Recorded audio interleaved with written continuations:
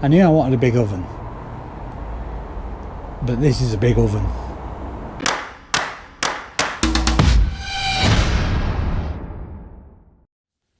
Good morning, my lovely people, on this bloody awful rainy day. As you can see, my oven has arrived on 2 little pallets, so I have to unpack it and get it all around the back of the house, and then I can start building it. Thank goodness I got that rubber roof up just in time, because ever since then all it's done is rain. I'm looking forward to this, although I'm a bit nervous, I must admit. So as you can see, it's all here. I've unpacked it all, sorted all these bricks out into the correct sizes. There's quite a few different sorts of bricks for different parts of the oven. These ones are the floor, I know that. Them are for the floor, them are for the floor. These are for high up in the dome. These are the main bricks. These are to connect the dome to the entry. Then you've got a cast flue, that's quite heavy, that. This is perline. I think this is a last layer of insulation that goes on top of the chicken wire, which is here, and the chicken wire goes on top of the ceramic fire blanket, which you can see there. This is obviously the door, which is quite fancy, and that's where it's come from, Australia. These are forms for the front entry. Then you've got a lid for the flue. Then you've got this, which is for the top part of building the dome. So yeah, I'm really looking forward to getting on with this. I don't know when I'm going to start. I've promised my technical advisor I'll go and give him a day. As you know, he's helped me quite a lot, and I can't thank him enough. So I'm going to give him a good bit of my time to help him. I'm just raring to go now. So it's finally time to start building the oven. Now you can see these boards, these calcel boards. I'm not going to take them out yet because I need to wear gloves and a mask apparently. I've read the instructions for the oven, 47 pages of instructions.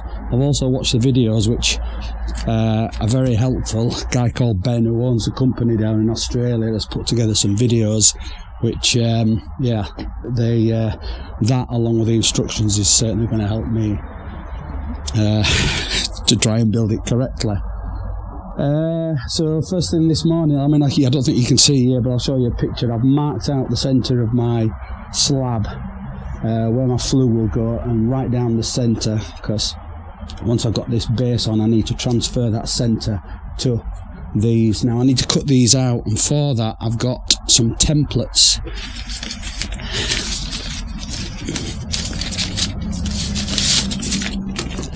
Which are these templates, so I have to, you can see them, I have to pin these to these calcel boards. These calcel boards apparently, I think they're for heat retention. And then I have to cut it out with a jigsaw, so I'm going to get on with that this morning.